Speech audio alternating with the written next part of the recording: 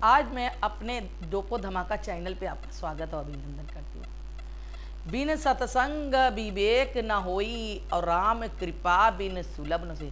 जिन्होंने गुरु से दीक्षा नहीं लिया है वो गुरु से दीक्षा ले। अगर नहीं लेंगे गुरु से दीक्षा तो कार्य पूर्ण नहीं होगा, चाहे जितना आप पूजा करिए। पूजा को पूर्ण करने के लिए, परमात्मा को पाने के लिए नाम दान का बहुत ही महत्व है। और ये नाम दान आप किसी साधु संत ब्राह्मण से ले सकते हैं, जिससे आपको भगवान के यहाँ जाने में बहुत ही सहयोग मिलेगा। वहाँ जाकर जगदीश्वर भगवान आर्थिकों के संपूर्ण मनोरथ पूर्ण करने वाले हैं। देव विष्णु भगवान पुरुष सूक्त इस उदास सहस शीर्षा पुरुष मंत्रों से स्तुति करने लगे। समाधि ही ब्रह्मा जी को आकाशवाणी हुई। आकाशवाणी को सुनकर ब्रह्मा जी देवताओं से बोले, हे देवताओं, मुझको श्री नारायण की आज्ञा हुई है, उसको तुम सब लोग सुनो और सुनकर विलंब मत करो, शीघ्र वैसा ही करो। हमारी प्रार्थना से पहले भगवान इस पृथ्वी का दुख दूर करने का विचार कर लिया। अब जब तक सर्वदेवपति भगवान अपनी काल शक्ति से वसुंधरा का भार उतारने के लिए धरती पर मनुष्य अवतार धारण न करके, अब तक तुम सब अपने अंशों से यादुकुल में जाकर जन्म लो। जब भगवान यादुकुल में जन्म लेने वाले थे, उससे पहले उसके सारे बना लिए थे।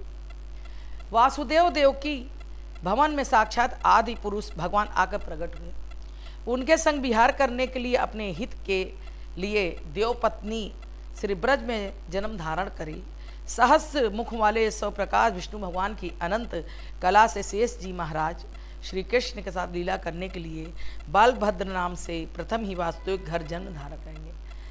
तो ये क्या है कि इस जन्म में भगवान विष्णु जो है, जब कृष्ण लीला करने के लिए अपने विचारों को रखा यादुकुल में पैदा होने के लिए, तो शेष सैया पे जो इनको विराजमान, तो उनके भाई लगते हैं, तो उनको भी साथ मिलाए, उनको भी धरती पे लाए और कहा मेरे साथ। फिर देवकी के गर्भ को खींचने के लिए, यशोदा को मोह कराने के लिए, सब संसार के मन को मोहने वाले परमेश्वर की माया से ही भगवान आज्ञा को मानकर अपने अंशों सहित यशोदा के भवन में उत्पन्न हो गए। श्री सुखदेव जी बोले, इस प्रकार प्रजापतियों के पति ब्रह्मा जी ने देवताओं की आज्ञा दी और पृथ्वी को समझा बुझा कर, देखो पृथ्वी भी भगवान के साथ थी, बुझा कर कहा, आप अपने ब्रह्मलोक को चले गए।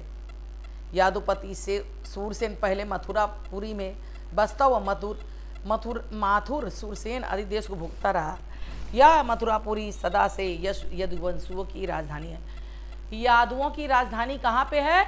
मथुरा में। मथुरापुरी में श्री भगवान सदा विराजमान रहते हैं।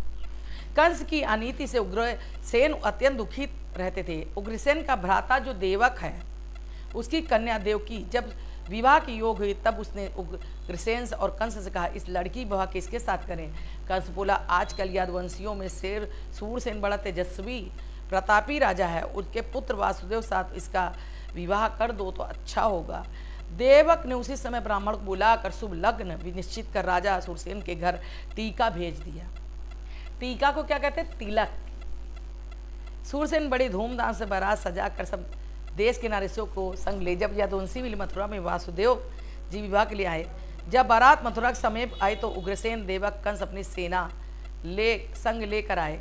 आदर सत्कार से अगौनी कर बारात को नगर में लाए, सुंदर जनवासा दिया, फिर सब जनों को अच्छे भोजन भी करवाया। वेद विधि से देवक ने वासुदेव को कन्यादान दिया, बारात को विदा किया। सूरसेन का पुत्र वासुदेव अपनी विवाहिता स्त्री देवकी के साथ अपने घर जाने को रथ पर बैठे और उग्रसेन का पुत्र कंस अपनी भागनी देवकी के प्रसन्न करने घोड़ों की रस्से रथ हाँकने को बैठा। उसके संग सैकड़ों रथ रतन जड़ी स्वर्ण और भी थे। अपनी कन्या पर अत्यंत प्रीत करने वाले देवक ने देवकी के विदा के समय स्वर्ग की माला रतन जड़ित आंबरी वाले 400 हाथी, 1,00,000 घोड़े, 1800 रथ और श्रृंगार से सुंदर सुकुमारी को दे दे। 200 दासी उसकी सेवा के लिए, दूल्हा दुल्हन की यात्रा के समय मंगल के लिए, संग भेरी मृदंग दुदम्बी सब बाजे बारात के साथ बजने लगे। उग्रसेन देवक आदि सब बारात में संग चले। जब मथुरा से थोड़ी ही दूर बारात निकली तो देवकी के रथ के घोड़ों को बागदौड़ पकड़े। जो कंस हाँक रहा था उसी समय कंस को आकाश बोली, अरे मूर्ख, जिसको हर सही तू पहुँचाने जाता है उसकी देवकी 8वें गर्भ में तेरे मारने वाला उत्पन्न होगा। इस प्रकार अब आकाशवाणी को सुनकर अधम पापी ने भोजवंशियों को कुल कलंक लगाने वाला कंस बहन के मारे के लिए उपस्थित हुआ। खड्ग हाथ में लेकर पकड़ देवकी के रथ के नीचे खींच लिया। क्रोध से दांत चबा चबा घोंट काट कर कहने लगा कि जिस वृक्ष जड़ से उखाड़ डाले तो उसके फल फूल क्या लगेगा, इसलिए इसको ही मार देने में ही हमारा भलाई है। बोलो वृंदावन बिहारी लाल की जय। किस तरह से शादी हुई देवकी का, तो आज मैंने देवकी की शादी का वर्णन किया है ना। पिछले जन्म में वो रहती है आदिति।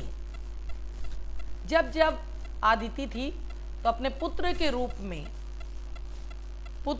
पहले उनका इंद्र भी पुत्र है, वो भी पुत्र है, लेकिन इतने पापाचार बढ़ गए थे कि भगवान को जन्म लेना ही पड़ा और पापियों को मिटाने के लिए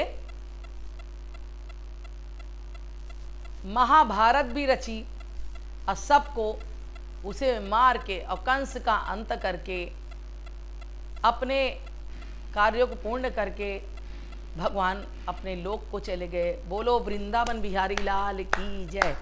श्री कृष्ण गोविंद हरे मुरारी, हे नाथ नारायण वासुदेवा।